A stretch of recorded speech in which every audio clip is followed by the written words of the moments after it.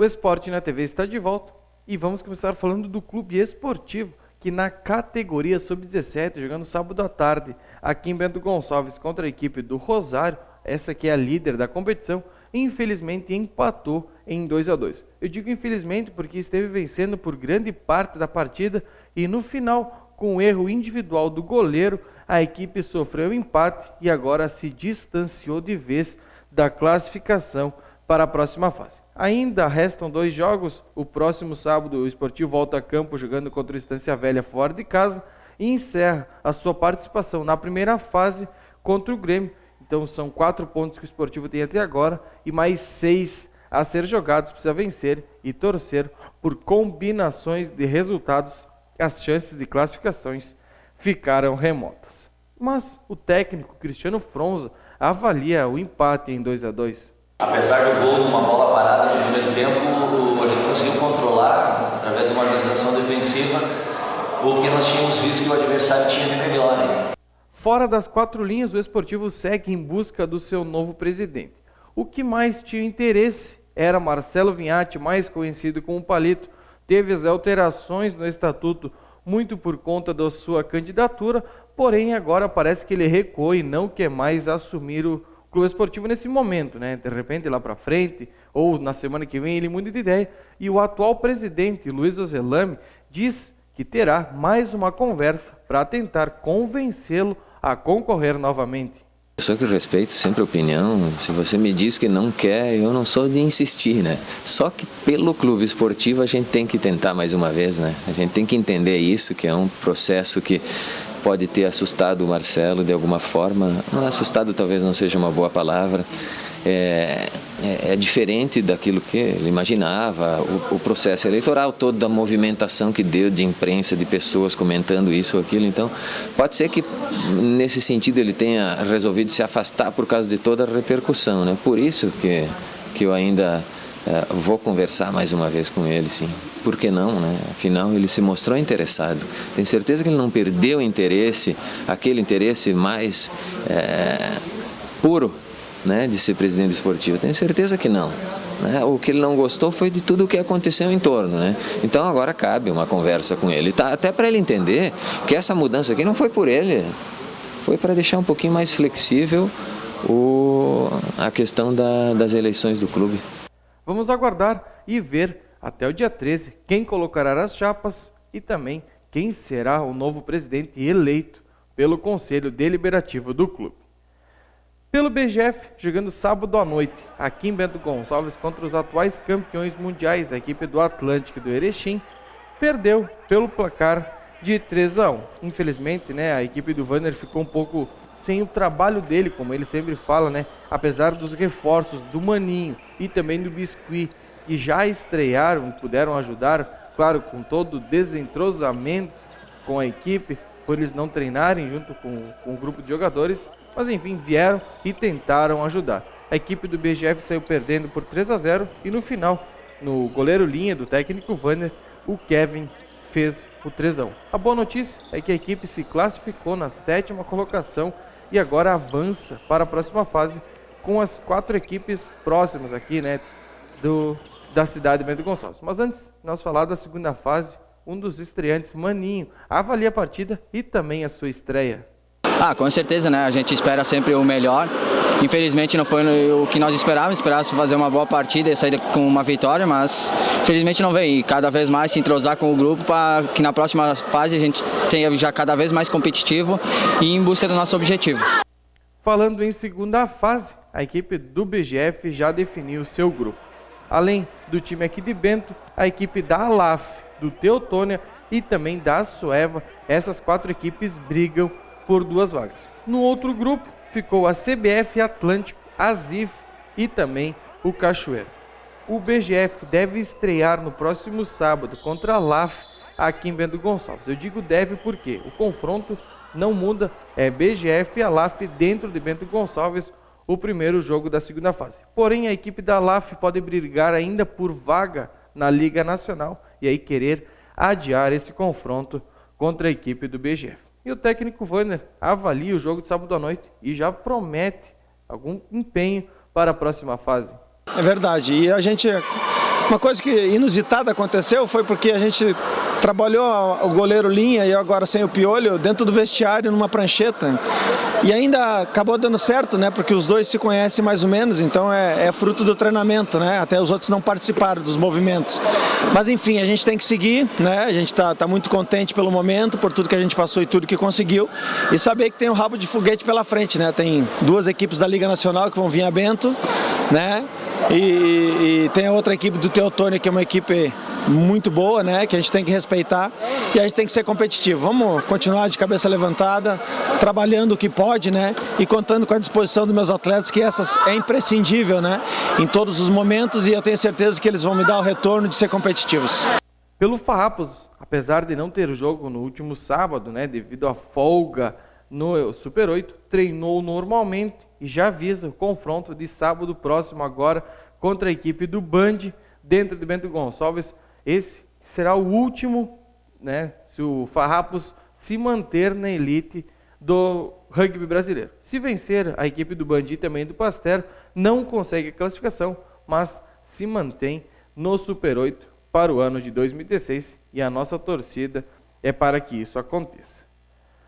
Pelo Bento Vôlei, que jogou sexta contra o Brilhante em Pelotas e ontem à noite aqui em Bento Gonçalves novamente contra o Brilhante, venceu as duas por 3-7-0 e agora assumiu a liderança do estadual. A equipe fez um belo jogo ontem à noite, né? Apesar da torcida não comparecer em peso, mostrou toda a qualidade e apesar da fraca equipe do Brilhante, o Bento Vôlei fez o seu papel, derrotou e com ampla vantagem. No primeiro set foi 25-13, no segundo a equipe do Brilhante até esboçou uma reação, mas não conseguiu, 25-16, e encerrando o terceiro set foi de 25-10 para a equipe do Bento Vôlei. Mostrou a qualidade, a superioridade, o técnico Paulão pôde fazer algumas alterações e acompanhar o desenvolvimento dos atletas que não vêm atuando e dar ritmo de jogo a eles. E um dos jogadores, né, o Bergamo, que foi eleito o melhor jogador da partida, fala desse confronto contra a equipe do Brilhante. Em primeiro lugar, os 3 pontos são mais importantes para a nossa classificação. Nós vamos buscar ficar em primeiro lugar para poder decidir em casa o Campeonato Gaúcho.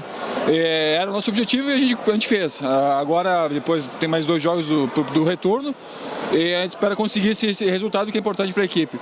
E ser eleito o melhor da partida é bom reconhecimento, mas é um trabalho coletivo, é muito legal. A gente treina bem e muito aqui com todo o pessoal. Importante também para dar ritmo para todos os jogadores, fico agradecido, muito legal. E o técnico Paulão, né, que promoveu a entrada de vários jogadores e usou essa partida, apesar do adversário fraco, para testar esses atletas, faz a avaliação da partida. Principalmente a postura da equipe, eu acho que a seriedade que nós entramos, a seriedade que os jogadores encararam a partida. A gente não pode ficar dependendo se o time é fraco, se o time é forte, se o time jogou bem, jogou mal. A gente tem que entrar pensando na nossa tática, no nosso entusiasmo, no nosso crescimento, aperfeiçoamento, porque tem muita coisa para frente para acontecer. Não vai ser uma equipe ou outra que a gente vai se preocupar se o time jogou bem ou jogou mal.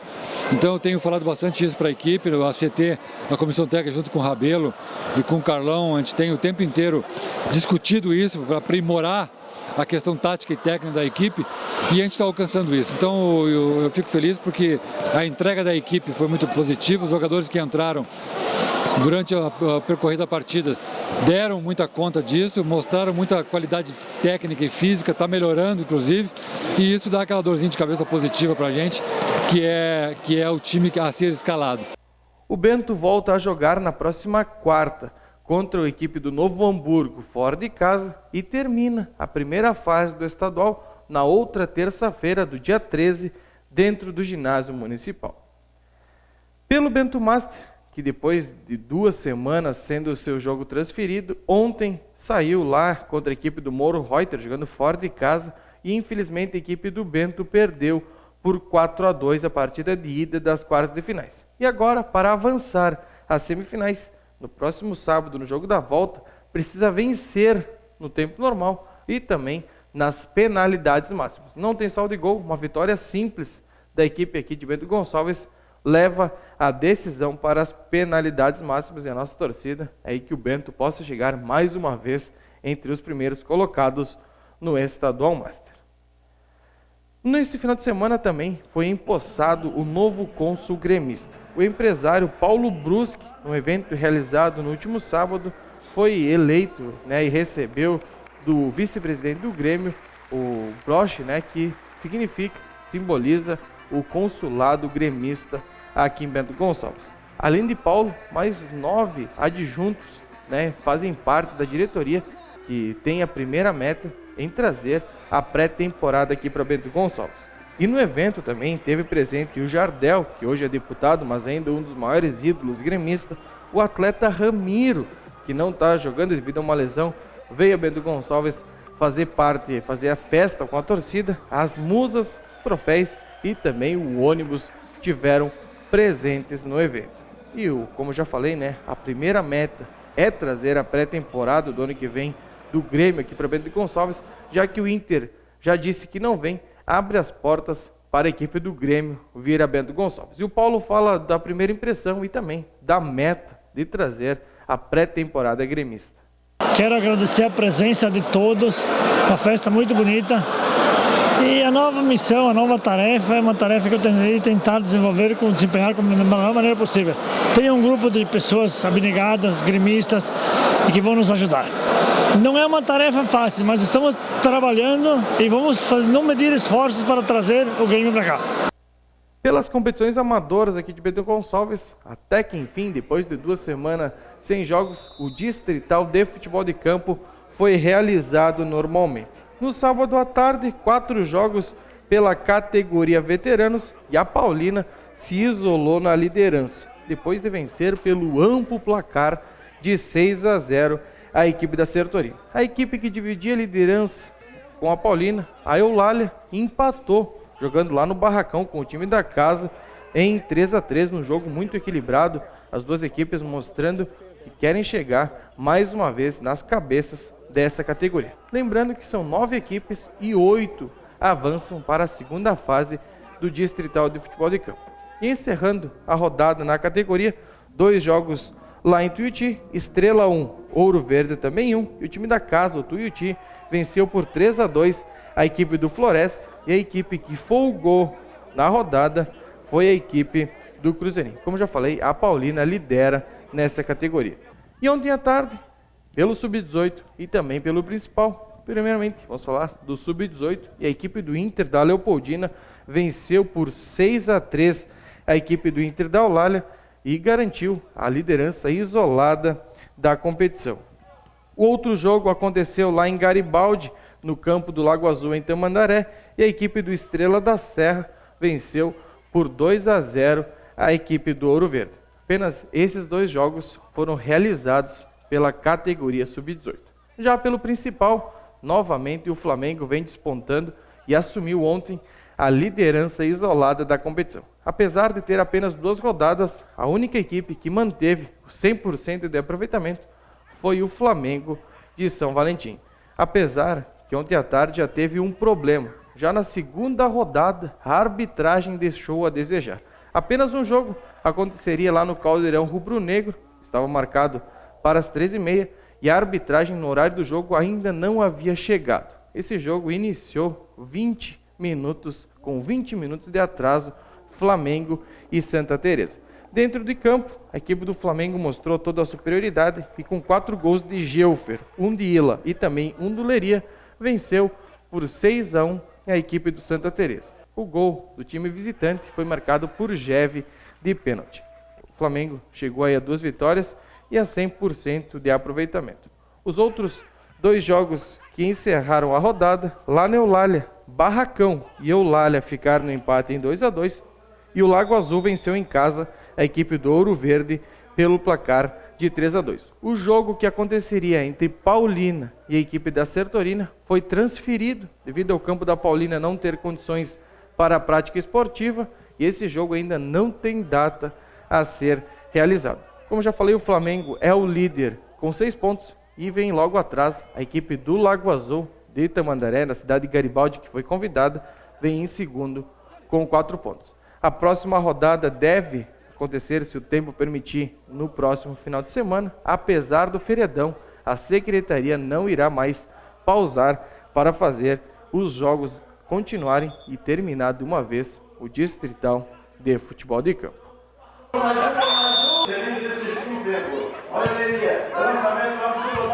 E ontem pela manhã iniciou mais uma categoria, as categorias de base do Citadino de Futsal. Os jogos foram realizados lá no ginásio do Botafogo e 10 jogos aconteceram durante a manhã, 2 na categoria sub-11, 2 na categoria sub-13 e depois os jogos dos maiores, né, da categoria sub-15.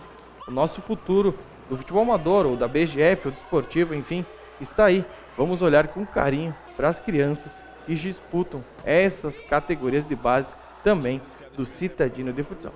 E amanhã, mais uma rodada do masculino livre com os 5 jogos, devido à equipe do Barcelona ter sido excluída. Esse jogo não irá acontecer lá em Faria Lemos. Mas vamos conferir a rodada completa. No Municipal, Fantasma contra Meia Boca Júnior, São Bento contra Tigres, Menin contra Enfix. Em Faria Lemos, apenas 2 jogos. Locomotiva contra Golden Boys e AF contra Júniors. O jogo entre Barcelona e Ventura já tem vencedor, a equipe do Ventura, devido, como eu já falei, a equipe do Barcelona ter sido excluída da competição. Tá certo? Então quem quiser mandar e-mail para o nosso programa é esportenatv@atvc.com.br. Quem quiser vídeo de notícias, acesse o nosso site, que é www.atvc.com.br. E eu volto aqui na quarta-feira repercutindo a rodada de amanhã à noite do Citadino de Futsal. Então uma boa semana a todos e até quarta-feira.